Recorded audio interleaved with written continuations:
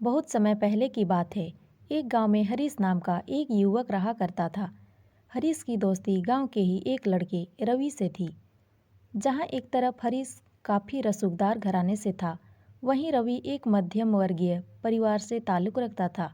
दोनों के परिवारों में इतना बड़ा अंतर होने के बावजूद उनकी दोस्ती काफी गहरी थी।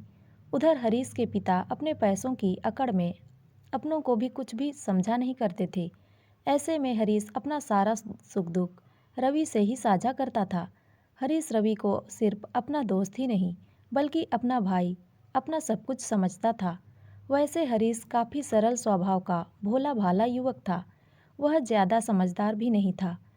वही उसका दोस्त रवि उसके सामने अंधों में काना राजा था, क्योंकि ज़्यादा दिमागदार तो वह भी नहीं था। मगर हाँ, हरीश से थोड़ा समझदार जरूर था। ऐसे में हरीश अपनी सारी समस्याओं को रवि के सामने रखता और रवि उसकी सारी प्रॉब्लम का फौरन एक बेहतर हल निकाल कर देता। परंतु वह अक्सर हरीश की परेशानियों को हल करते करते खुद ही काफ़ी परेशान हो जाया करता था। परंतु परिस्थितियां चाहे जो हो, रवि और हरीश ने एक दूसरे का साथ कभी नहीं छोड़ा। हरीश उसी गांव की एक युवती रूपा से बहुत प्रेम करता था। हालांकि रूपा काफ़ी निम्न परिवार से ताल्लुक रखती थी।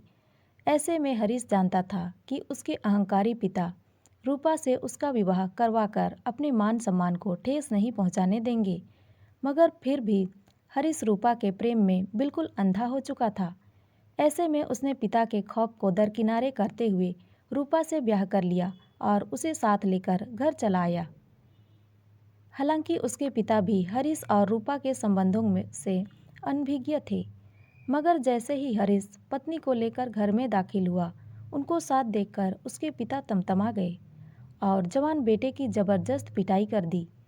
हरीश और रूपा के विवाह को काफ़ी वक्त हो चुका था, मगर पिता ने अभी तक रूपा को बहू के रूप में स्वीकार नहीं किया था।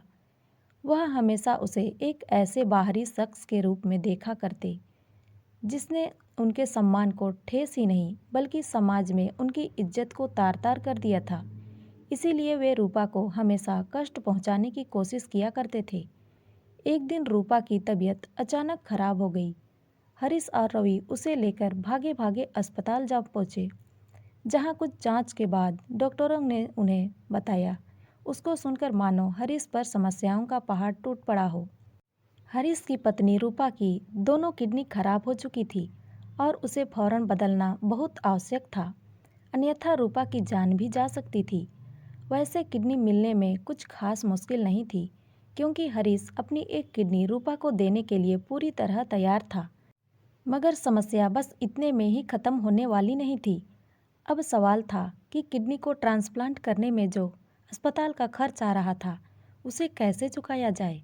यह रकम मामूली नहीं थी जिसे हरीश आसानी से चुका सके। ऐसे में वह भागे भागे अपने पिता के पास मदद के लिए गया। उसने पिता से मदद की गुहार लगाई, मगर उसके पिता को रूपा की फूटी आंख नहीं भाती थी। इसीलिए उन्होंने हरीश की किसी प्रकार की कोई भी मदद करने से इनकार करते हुए उसे बाहर का रास्ता दिखा दिया। पिता से उसको बड़ी उम्मीदें थीं, जिसके चकनाचूर होते ही वह बिल्कुल टूट गया और बेसुध होकर पास के तालाब के किनारे जाकर बैठ गया। तब रवि ने उसकी ढांढस बढ़ाते हुए सब कुछ ठीक हो जाएगा का आश्वासन देने लगा। मगर हरीश जानता था कि उसके आश्वासन में ज़मीनी हकीकत कुछ भी नहीं। एक दिन रवि हरीश के पास आया और बताया कि पैसों का इंतजाम हो गया है। अब हमें देर नहीं करनी चाहिए, फटाफट रूपा का ऑपरेशन कराना चाहिए। तब हरीश ने उससे जानना चाहा कि आखिर इतने पैसों का जुगाड़ उसने कहाँ से किया। तब रवि ने बताया कि किसी सेठ से उसने ये पैसे काफ़ी ऊंचे सूद पर उधार लिए हैं। मेहनत मजदूरी करके वे दोनों इस रकम को ज़रूर चुका देंगे। हरीश की ज़िंदगी में खुशियाँ आने ही वाली थी, परंतु वक्त ने एक बार फिर करवट बदला। वो कहते हैं ना, जब वक्त बुरा हो तो मरी मछली भी पानी में कूद जाती है। संजोगवश हरीश की किडनी रूपा से मैच नहीं कर रही थी।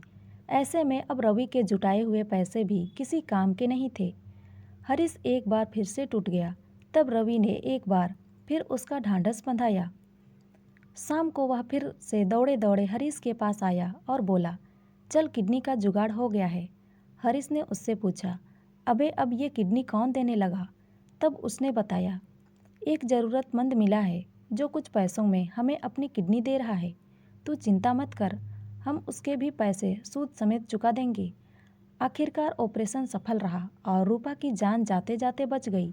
जब वो लोग अस्पताल से छुट्टी पाकर घर लौट रहे थे, तब रवि और उसकी पत्नी ना जाने क्यों अस्पताल के गेट पर ही ठहर गए। कुछ दूर जाकर आगे जाने के बाद हरीश ने पीछे पलटकर देखा तो रवि और उसकी पत्नी उनके पीछे न आकर वहीं अस्पताल के दरवाजे पर खड़े थे और इधर उधर देख रहे थे। तब हरीश उनके पास आया और पूछा, यार चलना नहीं है क्या? यहाँ क्यों रुक गए? कोई बात है क्या?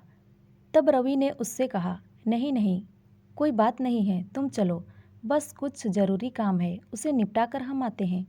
रवि की बातों को सुनकर हरीश के मन में कुछ शंका पैदा हो गई। उसने रवि पर वह ज़रूरी काम बताने के लिए दबाव डालने लगा, मगर रवि के पास इस सवाल का कोई जवाब नहीं था।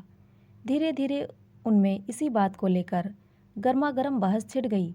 इसी बहस के बीच में अचानक हरीश को पता चला कि जिन पैसों का इंतजाम रवि ने किया था, वह पैसे उसने किसी सेठ से उधार लेकर नहीं, बल्कि उसने अपना घर खुद बेचकर किया था। इतना ही नहीं, वह किडनी भी किसी ज़रूरतमंद ने नहीं, बल्कि रवि की पत्नी ने दी है। दोस्ती इस दुनिया में किसी भी रिश्ते से ज़्यादा मूल्यवान है। इसीलिए हमें दोस्ती के रिश्ते को किसी से कम नहीं आंकना चाहिए, क्योंकि कभी कभी हमारे दोस्त वो कर जाते हैं, वो शायद हमारे अपने भी हमारे लिए नहीं करते। इसीलिए शायद किसी ने कहा है, क्योंकि हर एक दोस्त ज़रूरी होता है। रवि ने जो हरीश के लिए किया वह कोई नई बात नहीं है। ऐसी दोस्ती की हजारों मिसाल है जिन्होंने अपने दोस्त के लिए अपना सब कुछ गंवा दिया। इसीलिए दोस्त की बड़ी से बड़ी बात को भी दरकिनारे करते हुए अपनी दोस्ती को कभी कमज़ोर ना पड़ने दें। वक्त के साथ और इस भाग दौड़ भरी ज़िंदगी में अक्सर हम सिर्फ अपने परिवार को ही साथ लेकर चलने में इतने व्यस्त हो जाते हैं कि अपने दोस्तों से सिर्फ मोबाइल से बात करने के सिवाय उनसे मिलना कभी ज़रूरी नहीं समझते। थोड़ा वक्त निकालिए, उनसे मिलकर अपने पुराने रिश्ते को मजबूत कीजिए, क्योंकि ज़िंदगी का सफ़र अकेले भी तय किया जा सकता है, परंतु अगर दोस्त साथ हो तो उसका मज़ा कुछ और ही है। तो दोस्तों, ये कहानी आपको कैसी लगी कमेंट में ज़रूर बताएं और अच्छी लगी हो तो लाइक शेयर और सब्सक्राइब करें।